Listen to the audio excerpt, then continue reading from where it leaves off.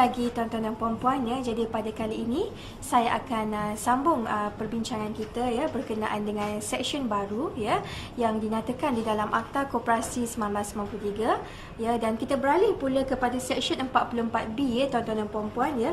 Jadi seksyen 44B ini menerangkan tentang pendedahan percanggahan kepentingan oleh anggota lembaga ataupun ketua pegawai eksekutif koperasi ya.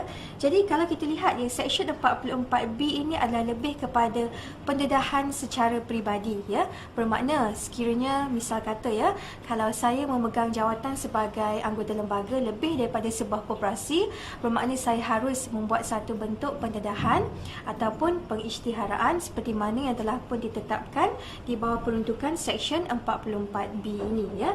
Dan sebagai tambahan juga tuan-tuan dan puan-puan ya, di bawah seksyen 44B ini juga ada mempunyai kadar kompaun yang tersendiri ya, yang menyatakan bahawa mana-mana anggota lembaga ataupun ketua pegawai eksekutif ya yang tidak mematuhi peruntukan subseksyen 1 ya, melakukan satu kesalahan dan boleh apabila disabitkan didenda tidak melebihi RM500,000 ataupun dipenjarakan selama tempoh tidak melebihi 6 bulan ataupun kedua-duanya ya. Jadi seperti mana yang telah pun saya nyatakan ya, seksyen 44A dan seksyen 44B adalah peruntukan yang baru ya, yang mana ianya dirumus khas ya secara langsung terpakai kepada anggota lembaga koperasi ya.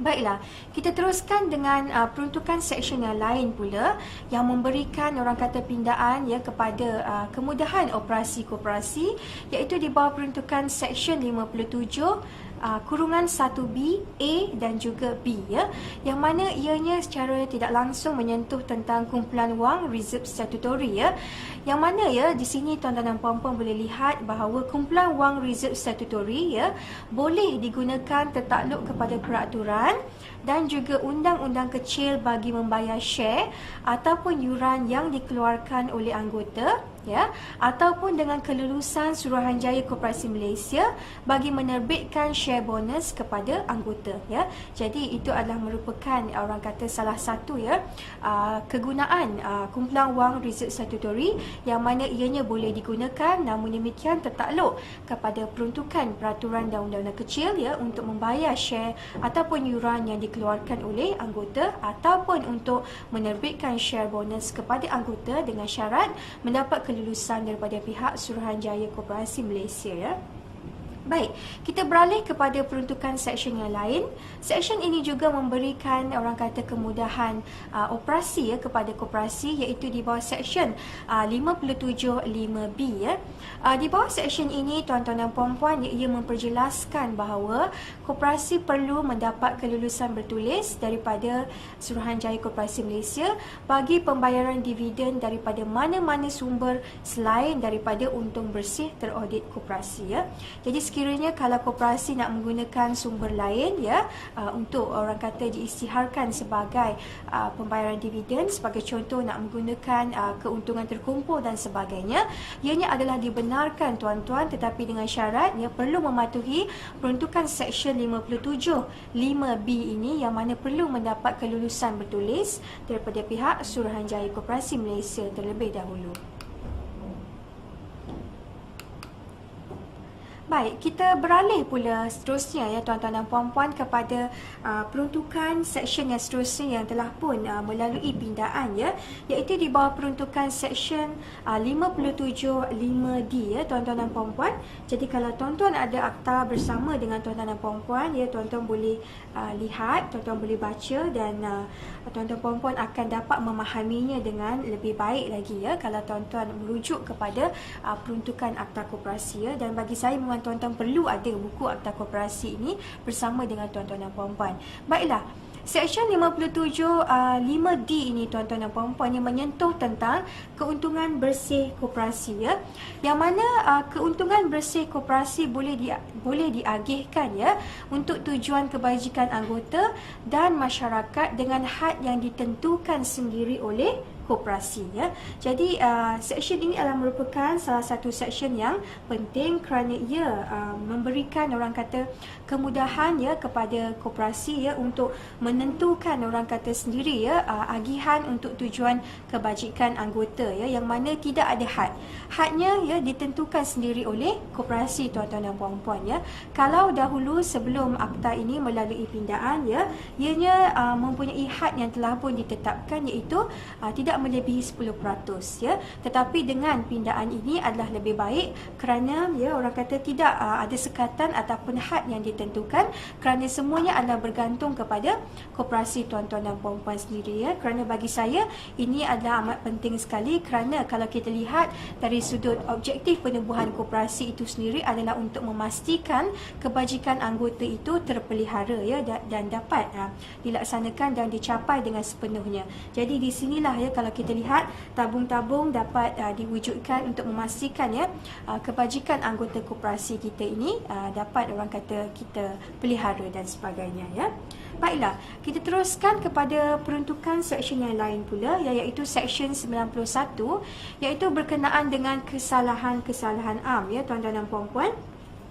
Jadi kalau tuan-tuan lihat ya, sebenarnya di dalam akta koperasi ini sendiri ya, ada di antara seksyen-seksyen mempunyai kadar kompaunnya yang tersendiri ya. Sebagai contoh seksyen 44 ya, seksyen 45, seksyen 39 tadi yang saya bincangkan dengan tuan-tuan dan puan-puan berkenaan dengan mesyuarat agung tahunan ya. Jadi ada di antara seksyen-seksyen di dalam akta koperasi ini mempunyai kadar kompaun yang tersendiri, maka dia akan terus pergi kepada seksyen yang terbabit ya.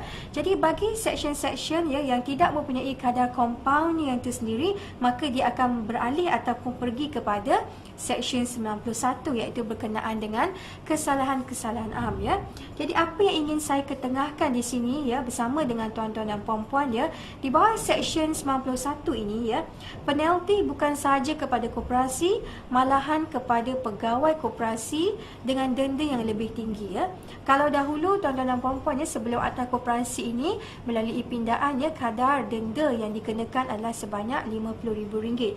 Namun ya dengan pindaan ini ya, RM100,000 ya boleh dikenakan, dan sebagai tambahan didenda harian sebanyak RM100 bagi setiap hari kesalahan itu berterusan ya. Jadi itu adalah merupakan intipati yang dinyatakan di bawah peruntukan seksyen 91 ya. Jadi selain daripada itu juga ya tuan-tuan dan puan-puan ya, seksyen 91 ini ya telah pun orang kata melalui pindaan ya dan juga dirumus khas ya berkenaan dengan kesalahan-kesalahan am yang mana ianya telah pun dikategorikan kepada 3 subsection ya. Dan kalau tuan-tuan lihat ya di bawah peruntukan seksyen 91 itu ya, di bawah kurungan A menyatakan bahawa ya menjadi satu kesalahan di bawah akta ini jika suatu koperasi, seorang pegawai koperasi ataupun seseorang anggota koperasi melakukan apa-apa perbuatan yang menghendaki keizinan ataupun kelulusan Suruhanjaya ataupun mesyuarat agung tanpa terlebih dahulu mendapat keizinan ataupun kelulusan itu. Bermakna untuk seksyen 91A ini tuan-tuan ya, kita melakukan kesalahan yang mana kita tidak mendapat kelulusan ataupun persetujuan terlebih dahulu yang telah pun ditetapkan oleh mesyuarat agung ataupun Suruhanjaya ya. Dan untuk kurungan seksyen 91B pula tuan-tuan ya, sesuatu koperasi ya, seorang pegawai koperasi ataupun seseorang anggota koperasi yang abai ataupun enggan melakukan sesuatu perbuatan atau perkara yang dikehendaki oleh atau di bawah akta ini, peraturan-peraturan ataupun perintah untuk dibuat ya. Bermakna untuk sub B ini, seksyen 91 kurungan B ini ya, dia adalah berkenaan dengan seseorang anggota ya yang abai ataupun enggan untuk melakukan sesuatu perbuatan yang telah pun ditetapkan ya.